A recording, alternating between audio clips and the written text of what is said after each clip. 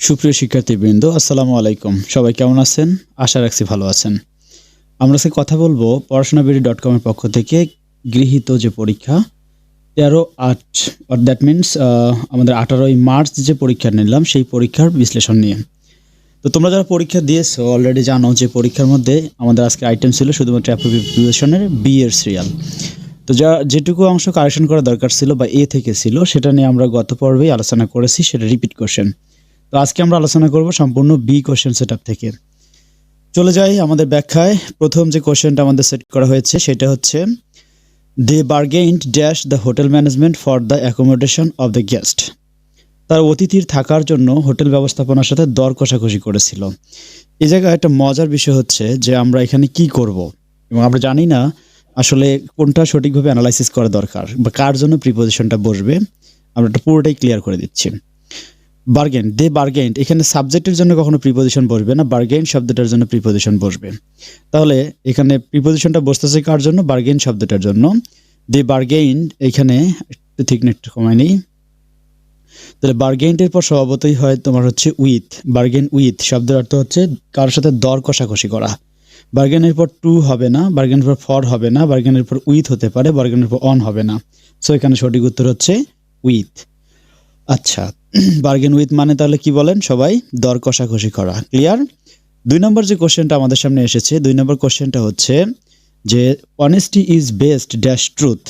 এখানে বেস্টের পর, বেস্ট একটা অ্যাপ্রোপ্রিয়েট ওয়ার্ড যার পর সবসময় আমরা বেস্ট অন বসিয়েছি। বেস্ট অন শব্দের অর্থ হচ্ছে ভিত্তির উপর প্রতিষ্ঠিত বা কোনো কিছুর ভিত্তিতে একটা ঘটনা ঘটা। এখানে আমাদের অনেস্টি মানে সততা, অনেস্টি সততাটা এই ট্রুথ যে সত্যতা আছে এই সততাটা সত্যের উপর ভিত্তি করে, এই জন্য আমাদের এখানে honesty is based on truth. তাহলে এই সততাটা সত্যের উপর ভিত্তি করে। আমি যদি আরো একটু সুন্দর করে আপনাকে একটু অ্যানালাইসিস দিয়ে দিই, তাহলে আমাদের এখানে স্বভাবত এটা বসবে কি যে বেস্টের পর হবে অন, বেস্টের পর অ্যাট হতে পারে না, বেস্টের পর উইথ হতে পারে না, বেস্টের পর ফ্রম হয় না। তাহলে বেস্ট অন শব্দের অর্থ হচ্ছে ভিত্তির উপর প্রতিষ্ঠিত বা কোনো কিছুর ভিত্তিতে তৈরি। এক্ষেত্রে এই অনেস্টি সততা যেটা আছে তা এই ট্রুথের ওপর বেস করেই তৈরি হয়ে আছে, অর্থাৎ সততা সত্যের উপর ভিত্তি করে। তাহলে আপনারা একটু সঠিক উত্তরটা দেন দেখি কি হবে। এটা সঠিক উত্তর হবে হচ্ছে বেস্ট অন। বেস্ট অন শব্দের অর্থ কি? ভিত্তির উপর প্রতিষ্ঠিত। এই দেখেন অ্যান্সার শিটে আমি অ্যান্সার টোকেন দিয়ে দিয়েছি বেস্ট অন, অর্থাৎ অ্যান্সার হচ্ছে এই নাম্বারটা। এবং বেস্ট অন শব্দ কোনো কিছুর ভিত্তিতে। আশা করি কথাটা একদম ক্লিয়ার কনসেপ্টে মাথায় ঢুকে গেছে। নাম্বার 3 একটা শব্দ আছে ইন উইন্টার ভিলেজার্স বাস্ক ড্যাশ দ্য সান। একটা জিনিস আপনারা দেখেন, চিন্তা করে দেখেন, ইন উইন্টার এটা হচ্ছে একটা বাক্যের অতিরিক্ত অংশ বা অ্যাডভার্বিয়াল, বা এই জায়গাটা হচ্ছে অ্যাডভার্বিয়াল ফ্রেজ। এই অ্যাডভার্বিয়াল ফ্রেজটা বাক্যের কোনো সাবজেক্টও না অবজেক্টও না, তাহলে এখানে সাবজেক্ট কি? ভিলেজার্স। এখন সাবজেক্ট ভার্ব অবজেক্টের উপর এখানে এই প্রিপোজিশনটা ডিপেন্ডস করতেছে না। যদিও দ্য সান এই অংশটা আছে নাউন ফ্রেজ, তার সামনে প্রিপোজিশন বসা দরকার ছিল। ইট টোটালি ডিপেন্ডস অন বাস্ক, এই জন্য এটার নাম হচ্ছে অ্যাপ্রোপ্রিয়েট প্রিপোজিশন। তাহলে ক্লাসিক্যাল প্রিপোজিশনের বাইরে গিয়ে যে কথা বলা, আমাদের টপিকসটা ছিল মূলত ওটাই যে অ্যাপ্রোপ্রিয়েট প্রিপোজিশন। এর অর্থ দাঁড়াচ্ছে শীতকালে গ্রামবাসীরা রোদ পোহায়। তাহলে শীতকালে গ্রামবাসীরা রোদ পোহায়, অর্থাৎ in winter villager bask dash the sun. বাস্কের পর ইন হতে পারে, বাস্ক ইন শব্দের অর্থ হচ্ছে রোদ পোহানো। বাস্ক অ্যাট হয় না, বাস্ক অ্যাট হয় না, বাস্ক অন হয় না, বাস্ক উইথ হয় না। তাহলে সঠিক উত্তর কোনটা? বাস্ক ইন। বাস্ক ইন শব্দের অর্থ কি? বাস্কিন শব্দের অর্থ হচ্ছে রোদ পোহানো। আপনারা এই বি সিরিয়াল প্রিপোজিশন পড়তেছেন, আমি এটাকে একদম ধরে ধরে সবকিছু ব্যাখ্যা করে দিয়েছি ক্লাসে। আবার তোমাদের যে অ্যান্সার শিটটা দিয়েছিলাম এই শিটে কিন্তু টোটালি আমি এই কথাটা বলছি যে which is right and which is wrong, এগুলোর টপিক্সের কারণ কি, কি কারণে এটা হতে পারে আর কি কারণে হতে পারে না, এই শব্দগুলো সব আমি অ্যানালাইসিস করে করে দেখিয়েছিলাম। ওকে, এবারে আমরা 4 নম্বর কোশ্চেনটাতে যাব। এখানে সাবজেক্টটা হচ্ছে হি। হি ক্যান নট অ্যাটেন্ড, অর্থাৎ সে উপস্থিত থাকতে পারেনি বা অফিসে যেতে পারেনি। অ্যাটেন্ড দ্য অফিস, অর্থাৎ সে অফিসে উপস্থিত থাকতে পারেনি বা অফিসে যেতে পারেনি। অন টাইম, অন টাইম শব্দের অর্থ হচ্ছে যথাসময়ে। বিকজ ড্যাশ ট্রাফিক জ্যাম, ওইটা তো একটা ইজি একটা কোয়েশ্চেন। বিকজ যদি লিঙ্কার্স হিসেবে কাজ করতো তাহলে এই বিকজটার অর্থ থাকতো কারণ। সেক্ষেত্রে এইটার পর একটা রিলেটিভ ফ্যাক্টর যুক্ত হতো, যে বিকজ রিলেটিভ ফ্যাক্টর, রিলেটিভ ফ্যাক্টরের পর একটা সাবজেক্ট থাকতো, একটা ভার্ব থাকতো, একটা এক্সটেনশন থাকতো এবং সেটা রিলেটিভ ক্লোজ তৈরি করতো।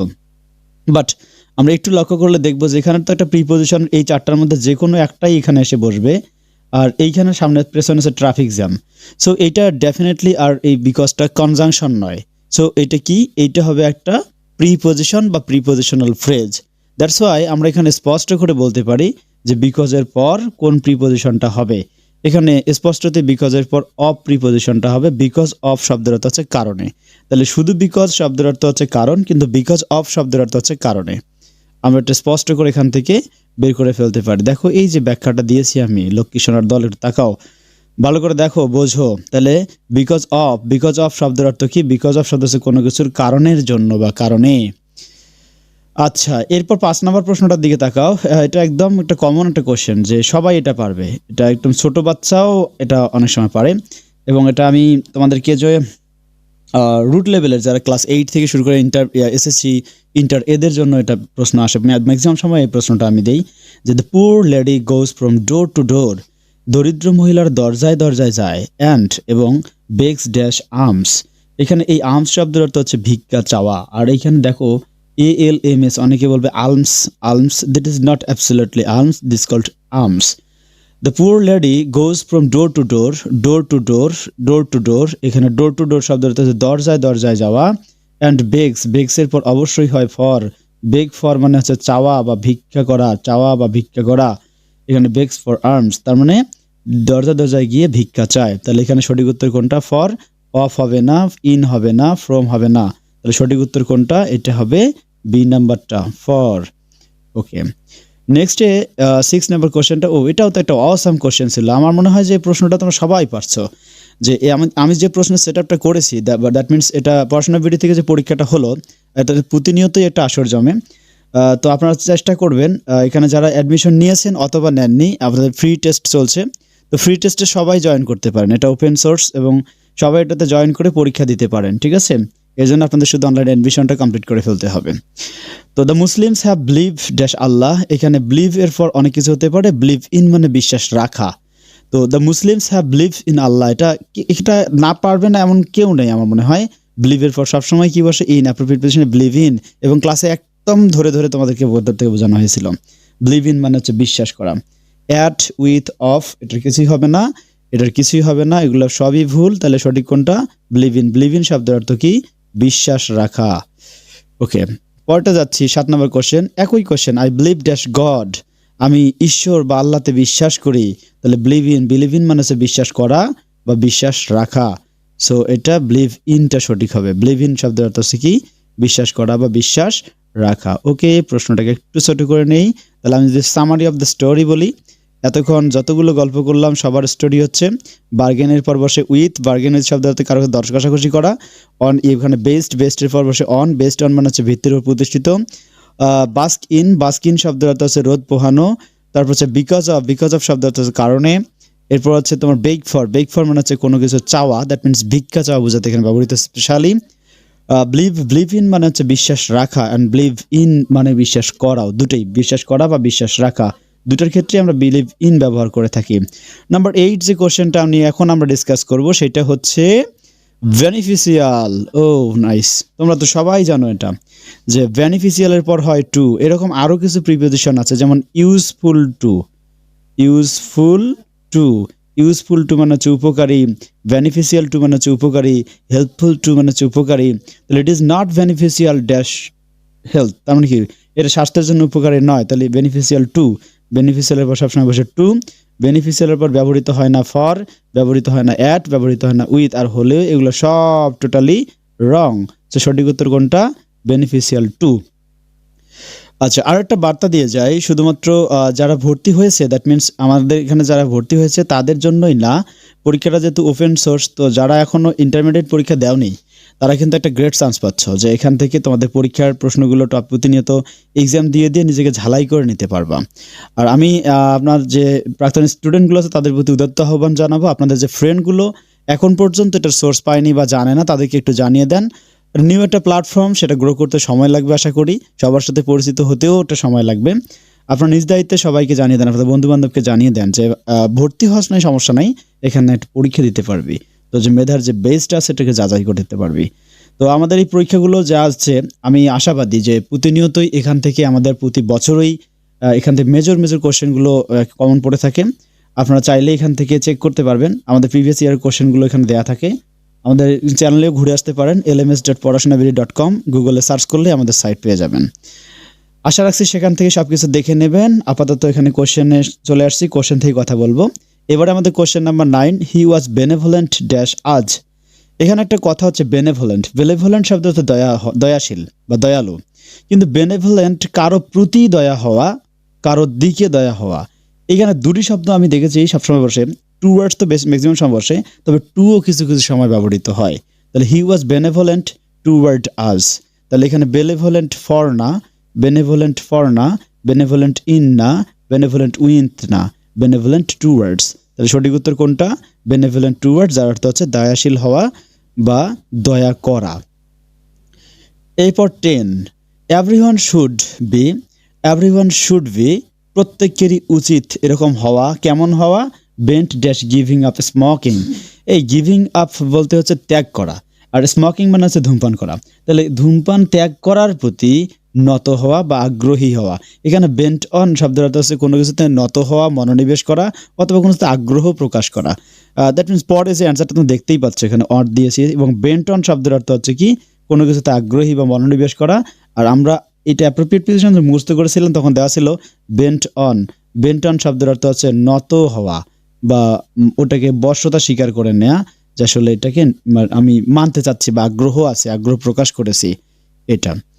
দেন the company is beset dash many problems. এখানে একটা শব্দ দেখো, বিসেট। বিসেট শব্দের অর্থ হচ্ছে কোনো কিছু দ্বারা আদৃষ্ট হওয়া, ঘিরে ফেলা, মানে প্রাচীর হয়ে দাঁড়া।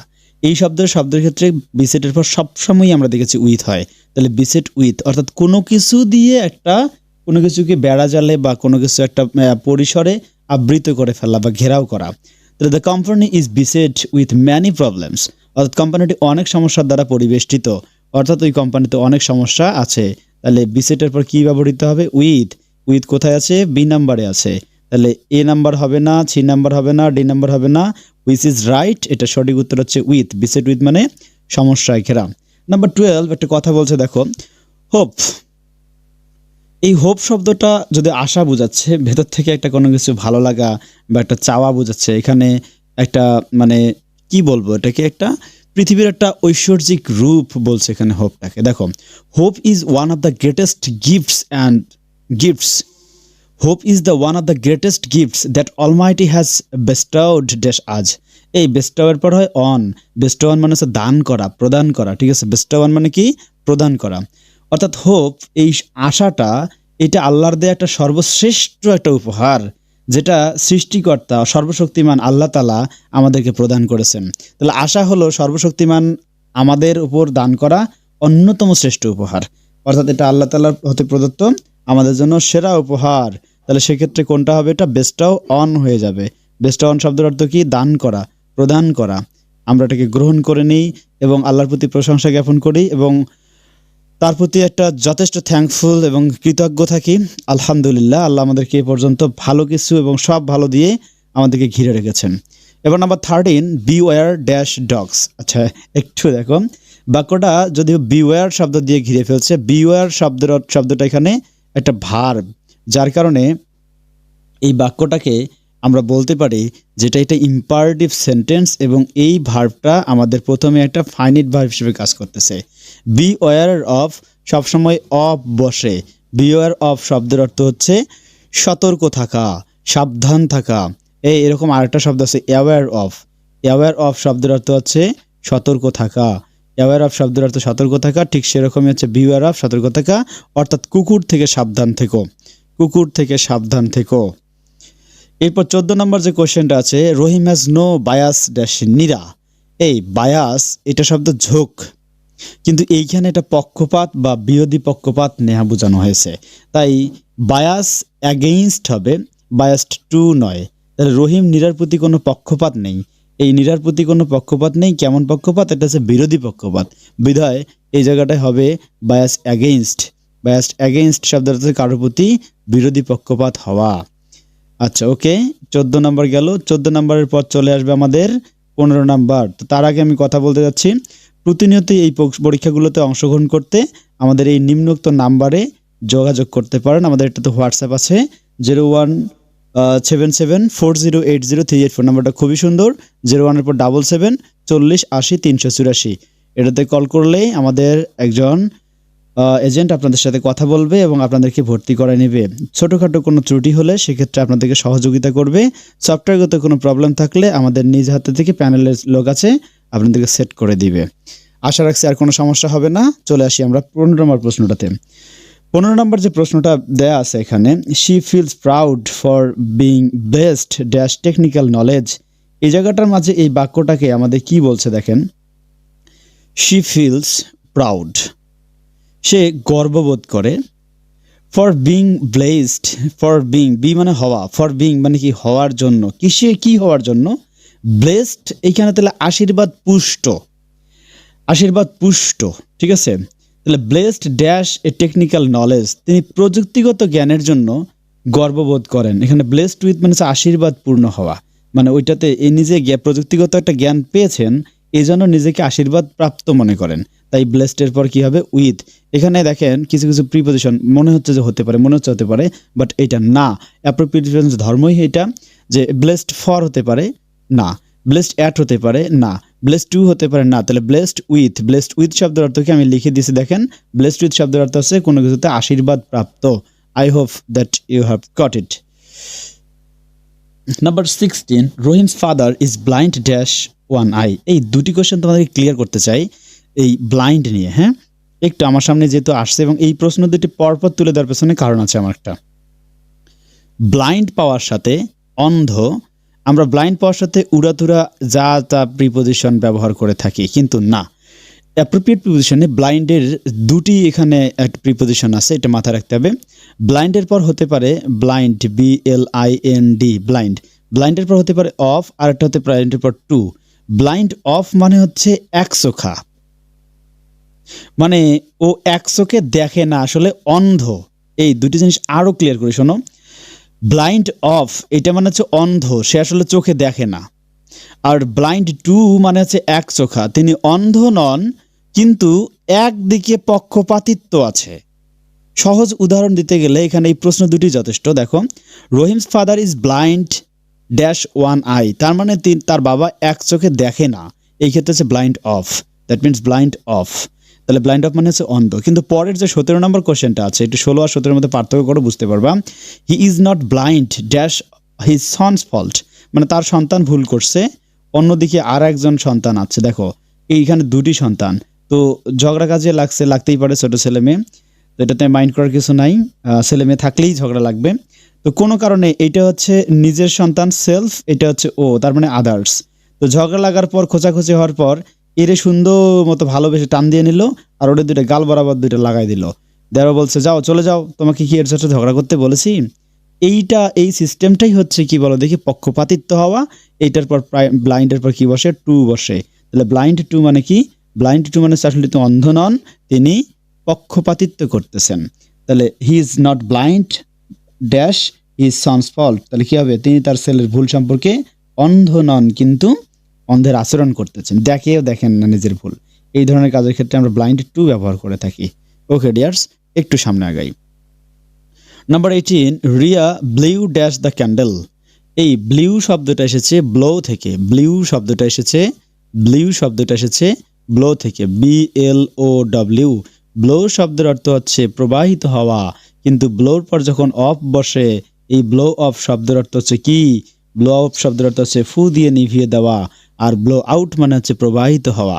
তাহলে Riya blew dash the candle, যেহেতু পেছনে মোমবাতি আছে তারা নিশ্চিত থাকেন মোমবাতি নিভিয়ে দেবে, অর্থাৎ রিয়ার মোমবাতি নিভিয়ে দিল বা দিয়েছিল, সো ব্লোর পর কি বসবে, অফ বসবে। এটা যারা করতে পারেননি তারা হতভাগা, কারণ আমি যে শব্দগুলো দাগিয়ে দিয়েছিলাম, ইম্পর্টেন্স দিয়েছিলাম, তাদের মধ্যে এটা একটা। ওকে ডিয়ার্স, পরের যে শব্দগুলো আছে সেটাতে আসি। Don't boast dash your success.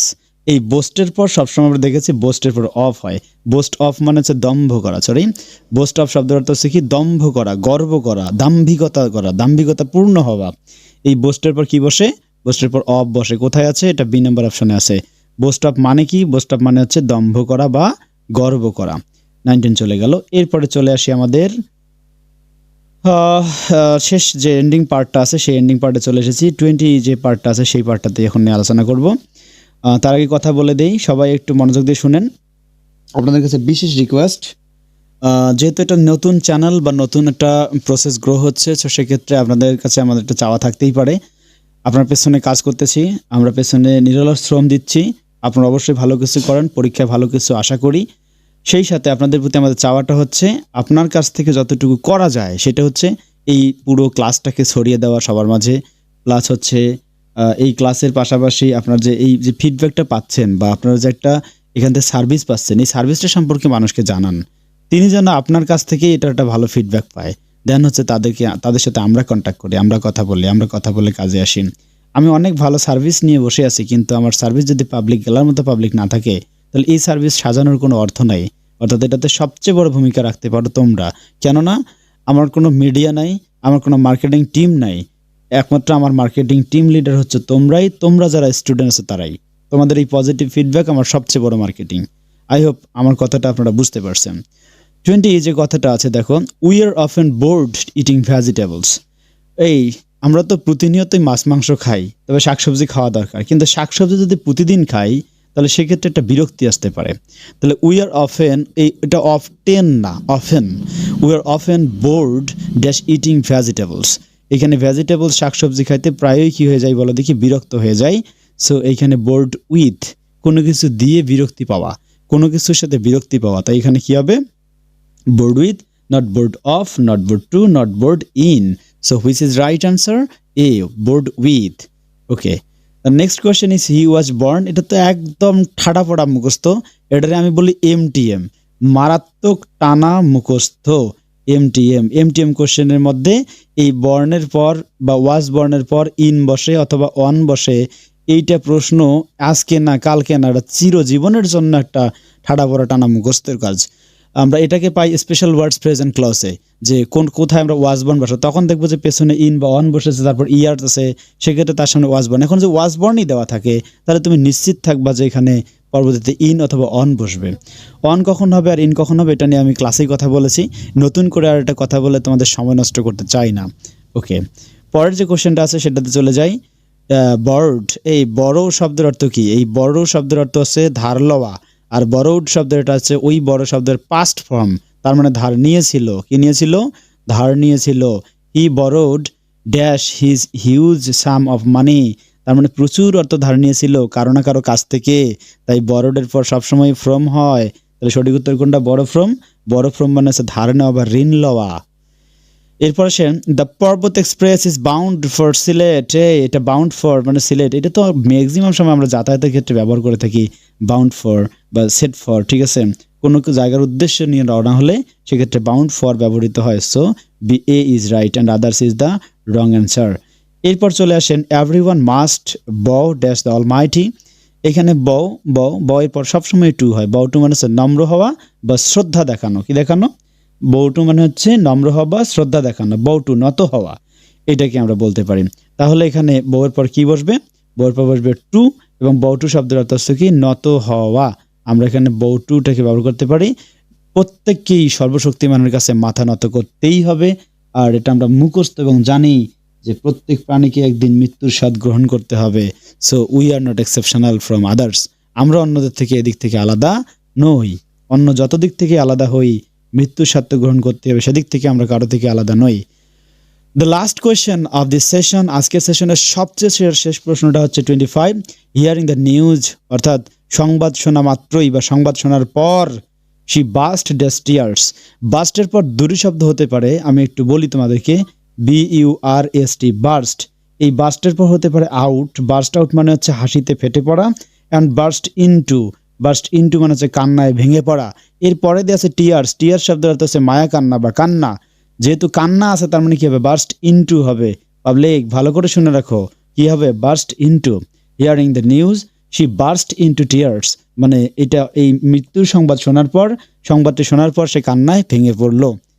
That's the right answer. এটাই ছিল আপনাদের এই সেশনের সঠিক উত্তর। আপনারা পরবর্তী কোয়েশ্চেনের জন্য খুব সুন্দর প্রিপারেশন নেন, এবং সেই সঙ্গে আপনাদের শুভকামনা থাকলো সামনের দিকে আরও ভালো কিছু করেন, এবং আমি পরীক্ষার প্রশ্নগুলো আরও একটু হয়তো বা ক্রিটিক্যাল করার চেষ্টা করব, কারণ ধীরে ধীরে স্টেপ বাই স্টেপ আপনাদের আপডেট আসবে। স্টেপ বাই স্টেপ আপনাকে আরও ভালো করতে হবে। দেন হচ্ছে আমাদের যে সাজেশন টিমটা থাকবে, এরা আপনাকে সাজেশন বা গাইডলাইন দিবে। সেই সাজেশনগুলো কাজে লাগান, ইনশাআল্লাহ সামনের দিকে একটা ভালো ফলাফল আশা করা যায়। আমি সর্বাত্মক চেষ্টা করব, আসি, পাশে থাকবো এবং সবসময়ই পাবেন। যে কোনো সমস্যায় আমাকে নক করবেন, এই নাম্বারটাতে আমাদের নক করলেই পেয়ে যাবেন। পাশাপাশি আমাদেরকে আপনারা ইমেইল করতে পারেন। আমাদের মেইল নাম্বার হচ্ছে পড়াশোনা SMS, PORA, পড়া SUNA, পড়াশোনা SMS, পড়াশোনা SMS @gmail.com, পড়াশোনা SMS @gmail.com। এই মেইলে মেইল করতে পারেন। তবে মেইলের চেয়েও সবচেয়ে ভালো হচ্ছে হোয়াটসঅ্যাপে নক করা। এই উপরোক্ত নাম্বারে আমাদেরকে হোয়াটসঅ্যাপে নক করতে পারেন, সবচেয়ে ভালো আইডিয়া। ঠিক আছে, সবার জন্য শুভকামনা থাকলো। ধন্যবাদ, ভালো থাকবেন। আল্লাহ হাফেজ, দেখা হবে অন্য কোনো একটা সেশনে।